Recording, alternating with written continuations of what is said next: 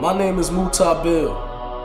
Most people know me as Napoleon, a former member of the Tupac Outlaws. In my short life, man, I experienced a lot of things out there. Flown on private jets, albums that sold over 40 million copies worldwide, shootouts, street fights, club fights, whatever you name it, been there, done that. Man, I experienced the ups and downs of this fast life. So I want to share with you my story. This Napoleon, life of an outlaw.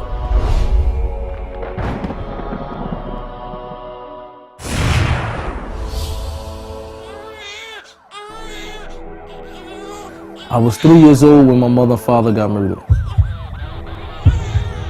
After the murder of my parents, me and my brothers, we was in the house with the dead bodies for 24 hours. And I remember as a kid that I was biting my mother, trying to wake her up.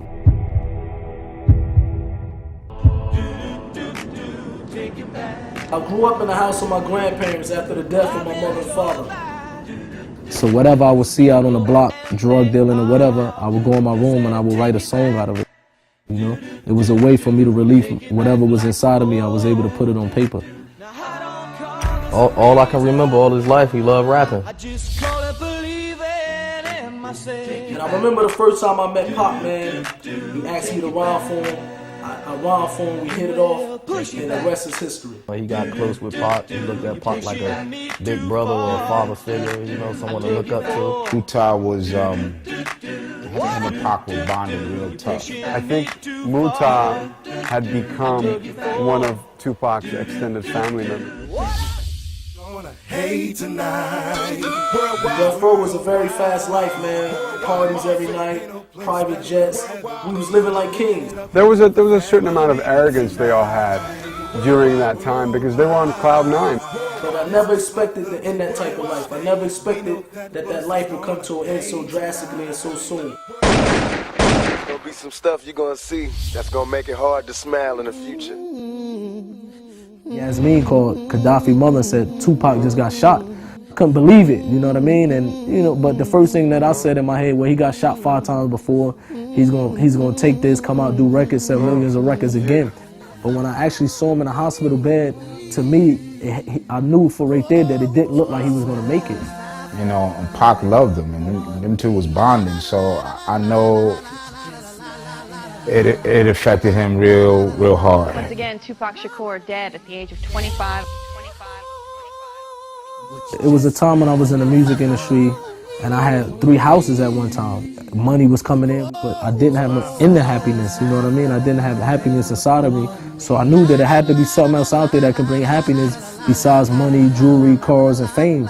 Because once you get to a certain level, you start searching. And what I did is I turned to experiment different drugs and I turned to drinking alcohol real heavy.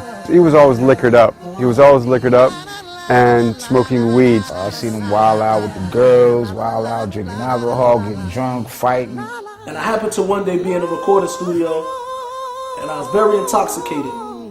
And I got into a fight with my little brother and it got to the point where I almost probably killed my little brother. I hurt him so much that he had to go to the hospital to get staples in his head.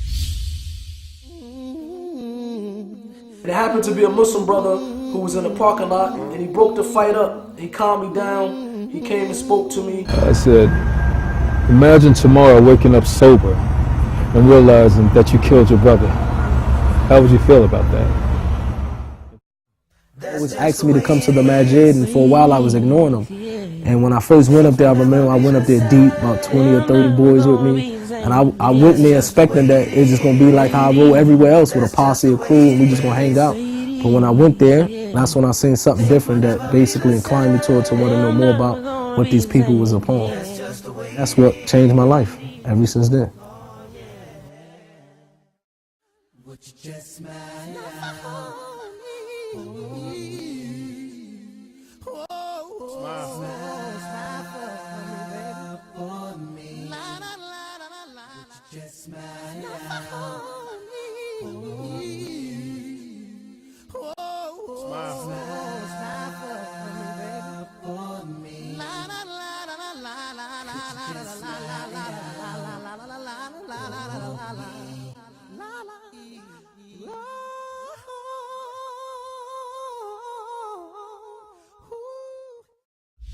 That's just the way it is.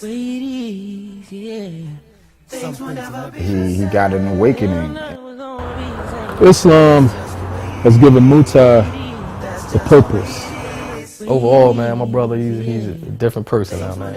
I think Napoleon has changed in a way where it's beneficial to the children, beneficial to himself, to his family, and to his friends.